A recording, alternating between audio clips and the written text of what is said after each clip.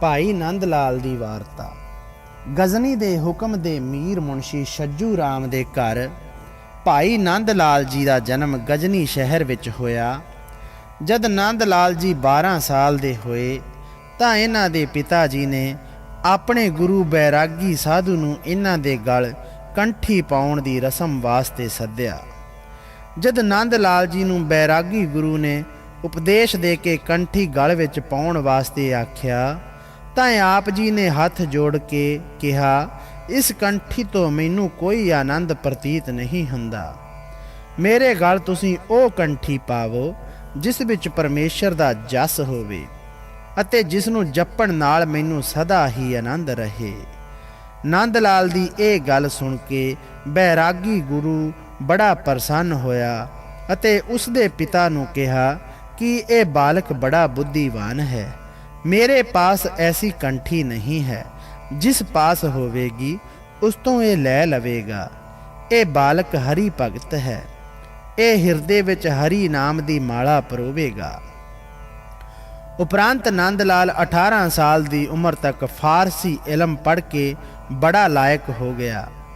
ਇਸ ਨੂੰ ਹੋਣਹਾਰ ਅਕਲਮੰਦ ਵੇਖ ਕੇ ਸ਼ਾਹਜ਼ਾਦਾ ਬਹਾਦਰ ਸ਼ਾਹ ਨੇ ਆਪਣੇ ਪਾਸ ਨੌਕਰ ਰੱਖ ਲਿਆ। ਪਰ ਨੰਦ ਲਾਲ ਨੂੰ ਰਾਤ ਦਿਨ ਪੂਰਾ ਗੁਰੂ ਧਾਰਨ ਦੀ ਲਗਨ ਲੱਗੀ ਰਹੀ। ਕੁਝ ਸਮੇਂ ਉਪਰੰਤ ਉਸ ਨੂੰ ਪਤਾ ਲੱਗਾ ਕਿ ਇਸ ਵੇਲੇ ਆਨੰਦਪੁਰ ਵਿੱਚ ਗੁਰੂ ਗੋਬਿੰਦ ਸਿੰਘ ਜੀ ਜੋ ਸ੍ਰੀ ਗੁਰੂ ਨਾਨਕ ਦੇਵ ਜੀ ਦੀ ਗੱਦੀ ਉੱਤੇ ਬਿਰਾਜਮਾਨ ਹਨ, ਉਹ ਪੂਰਨ ਗਿਆਨ ਦਾਤਾ ਹਨ। ਉਹ ਆਪਣੇ ਬਚਨਾਂ ਨਾਲ ਹੀ ਸਿੱਖਾਂ ਦੀ ਕਲਿਆਣ ਕਰ ਦਿੰਦੇ ਹਨ ਅਤੇ ਅਨੇਕ ਪ੍ਰਕਾਰ ਦੇ ਵਿਘਨਾਂ ਨੂੰ ਦੂਰ ਕਰ ਦਿੰਦੇ ਹਨ। ਜਦ ਭਾਈ ਨੰਦ ਲਾਲ ਜੀ ਨੇ ਇਸ ਤਰ੍ਹਾਂ ਗੁਰੂ ਜੀ ਦਾ ਬਹੁਤ ਜਸ ਸੁਣਿਆ ਤਾਂ ਉਹ ਆਨੰਦਪੁਰ ਪਹੁੰਚ ਗਏ। ਭਾਈ ਜੀ ਨੇ ਹਿਰਦੇ ਵਿੱਚ ਇਹ ਧਾਰਨਾ ਧਾਰ ਲਈ ਕਿ ਜੇਕਰ ਗੁਰੂ ਜੀ ਮੇਰੇ ਮਨ ਦਾ ਮਨੋਰਥ ਸਮਝ ਕੇ ਆਪ ਹੀ ਮੈਨੂੰ ਆਵਾਜ਼ ਮਾਰ ਕੇ ਹਾਲ ਪੁੱਛਣਗੇ ਤਾਂ ਮੈਂ ਉਹਨਾਂ ਨੂੰ ਅੰਤਰਜਾਮੀ ਜਾਣਾਂਗਾ। ਇਹ ਮਨੋਰਥ ਮਨ ਵਿੱਚ ਧਾਰ ਕੇ ਨੰਦ ਲਾਲ ਇਕਾਂਤ ਬੈਠ ਕੇ ਮਨ ਵਿੱਚ ਗੁਰੂ ਜੀ ਦੀ ਆਰਾਧਨਾ ਕਰਦਾ ਰਿਹਾ। ਕੁਝ ਦਿਨਾਂ ਉਪਰੰਤ ਜਦ ਭਾਈ ਜੀ ਦੇ ਪ੍ਰੇਮ ਨੇ ਗੁਰੂ ਜੀ ਦੇ ਮਨ ਨੂੰ ਬਹੁਤ ਖਿੱਚ ਪਾਈ ਤਾਂ ਆਪ ਜੀ ਨੇ ਇੱਕ ਮੇਵੜੇ ਨੂੰ ਹੁਕਮ ਕੀਤਾ ਕਿ ਜਾਓ, ਉੱਥੇ ਇੱਕ ਸਿੱਖ ਨੰਦ ਲਾਲ ਨਾਮ ਦਾ ਬੈਠਾ ਹੈ, ਉਸ ਨੂੰ ਬੁਲਾ ਲਿਆਵੋ। ਜਦ ਮੇਵੜੇ ਨੇ ਜਾ ਕੇ ਪੁੱਛਿਆ ਕਿ ਤੁਹਾਡਾ ਨਾਮ ਨੰਦ ਲਾਲ ਹੈ, ਤੁਹਾਨੂੰ ਗੁਰੂ ਜੀ ਬੁਲਾਉਂਦੇ ਹਨ, ਤਾਂ ਭਾਈ ਜੀ ਬੜੇ ਪ੍ਰਸੰਨ ਹੋ ਕੇ ਮੇਵੜੇ ਦੇ ਨਾਲ ਚੱਲ ਪਏ ਅਤੇ ਹਾਜ਼ਰ ਹੋ ਕੇ ਗੁਰੂ ਜੀ ਦੇ ਚਰਨਾਂ ਤੇ ਮੱਥਾ ਟੇਕਿਆ ਅਤੇ ਦਰਸ਼ਨ ਪਰਸ ਕੇ ਬੇਨਤੀ ਕੀਤੀ ਕਿ ਸਤਿਗੁਰੂ ਜੀਓ, ਮੈਂ ਤੁਹਾਡੀ ਸ਼ਰਨ 'ਚ ਆਇਆ ਹਾਂ, ਮੇਰਾ ਜਨਮ ਮਰਨ ਕੱਟ ਦਿਓ। ਸਤਿਗੁਰੂ ਜੀ ਨੇ ਭਾਈ ਜੀ ਦੇ ਪ੍ਰੇਮ ਅਤੇ ਸ਼ਰਧਾ ਨੂੰ ਵੇਖ ਨਦਰੀ ਨਦਰ ਨਿਹਾਲ ਕਰ ਦਿੱਤਾ, ਜੈਸਾ ਕਿ ਬਾਣੀ ਦਾ ਫਰਮਾਨ ਹੈ। कबीर सतगुर सूर में बाह्या बान जो एक, लागत ही पुए गिर परया परा करे जे छेक। सतगुरु जी दे उपदेश रूपी बाण नाल भाई नंद लाल दा हिरदा विन्निया गया ਅਤੇ ਚਰਨਾਂ ਤੋਂ ਵਿਛੜ ਕੇ ਹੋਰ ਕਿਤੇ ਜਾਣ ਜੋਗੇ ਨਾ ਰਹੇ। ਭਾਈ ਜੀ ਸਤਿਗੁਰੂ ਜੀ ਦੀ ਸੇਵਾ ਵਿੱਚ ਬਹੁਤ ਸਮਾਂ ਟਿਕੇ ਰਹੇ ਅਤੇ ਪ੍ਰੇਮ ਸ਼ਰਧਾ ਨਾਲ ਭਰੇ ਹੋਏ ਫਾਰਸੀ ਜ਼ਬਾਨ ਵਿੱਚ ਆਪ ਜੀ ਦੀ ਉਪਮਾ ਵਿੱਚ ਕਵਿਤਾ ਰਚ ਕੇ ਆਪ ਜੀ ਨੂੰ ਆਪਣੀ ਸ਼ਰਧਾ ਦੇ ਫੁੱਲ ਭੇਟ ਕਰਦੇ ਰਹੇ। ਕੁਝ ਸਮਾਂ ਗੁਰੂ ਜੀ ਦੇ ਚਰਨਾਂ ਵਿੱਚ ਬਤੀਤ ਕਰਕੇ ਭਾਈ ਜੀ ਫੇਰ ਸ਼ਾਹਜ਼ਾਦਾ ਬਹਾਦਰ ਸ਼ਾਹ ਦੇ ਜ਼ੋਰ ਦੇਣ ਤੇ ਉਸ ਪਾਸ ਹੀ ਚਲੇ ਗਏ।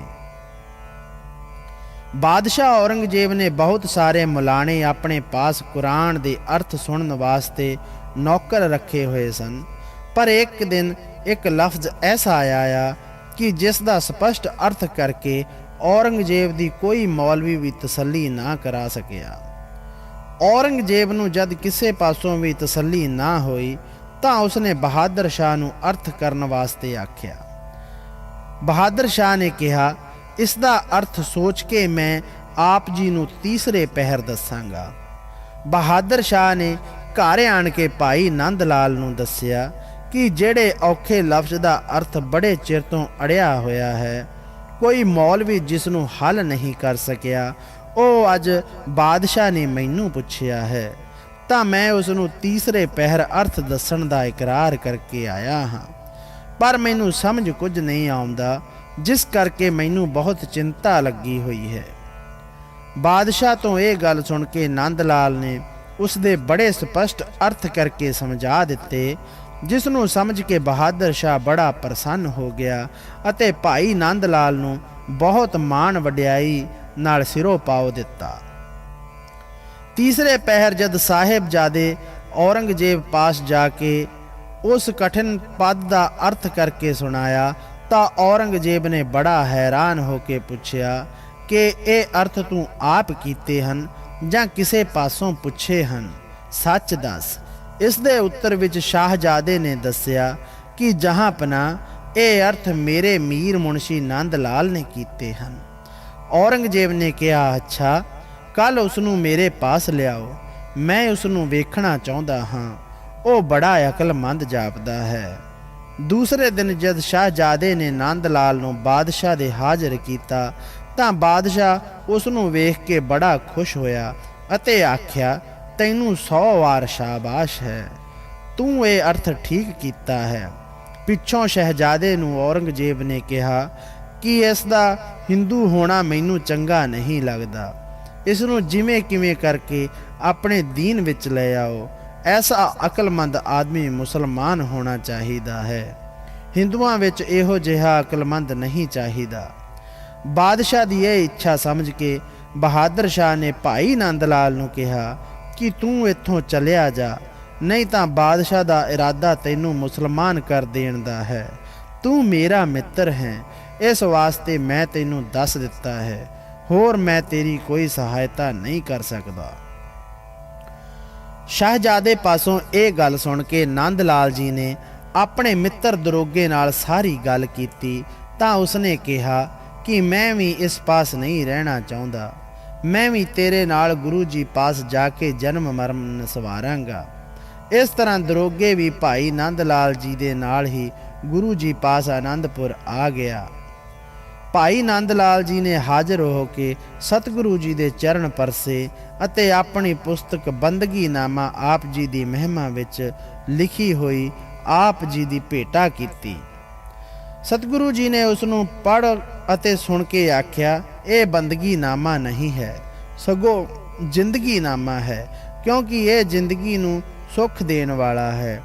ਇਸ ਉਪਰੰਤ ਭਾਈ ਨੰਦ ਲਾਲ ਦੇ ਸਾਥੀ ਮੀਰ ਦਰੋਗੇ ਨੇ 1500 ਅਸ਼ਰਫੀ ਗੁਰੂ ਜੀ ਦੀ ਭੇਟਾ ਰੱਖ ਕੇ ਮੱਥਾ ਟੇਕਿਆ। ਗੁਰੂ ਜੀ ਨੇ ਹੱਸ ਕੇ ਪੁੱਛਿਆ, ਦਰੋਗਾ ਜੀ, ਤੁਸੀਂ ਕਿਸ ਦੇ ਚੇਲੇ ਹੋ? ਤੁਸਾਂ ਕਿਸ ਗੁਰੂ ਪਾਸੋਂ ਸਿੱਖਿਆ ਲਈ ਹੈ?